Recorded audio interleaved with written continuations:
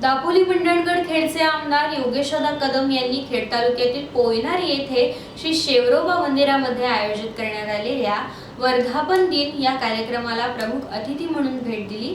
या कार्यक्रमाला रायगड लोकसभा मतदारसंघाचे खासदार सुनील तटकरे सपत्नीक प्रमुख अतिथी म्हणून उपस्थित होते।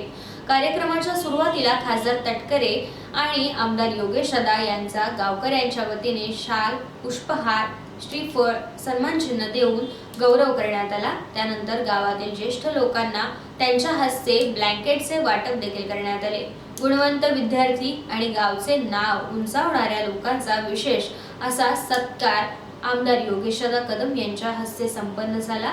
या कार्यक्रमादरम्यान मनोगत व्यक्त करताना आमदार योगेशदादा यांनी श्री शेवरोबा सामाजिक विकास मंडळाचे कौतुक केलं आणि त्याचबरोबर 2024 साली होत असलेल्या वर्धापन दिन सोहळ्यात भंडाऱ्याचे आयोजन हे माझ्याकडून केले जात असल्याचा शब्द उपस्थितांना दिला। तसेच या गावातील महत्त्वाचा असणारा पोयनार धरण प्रकल्प आणि 3 किलोमीटर रस्त्याचे काम देखील लवकरात लवकर करून घेण्यासाठी प्रयत्न करण्याची ग्वाही त्यांनी उपस्थितांना दिली।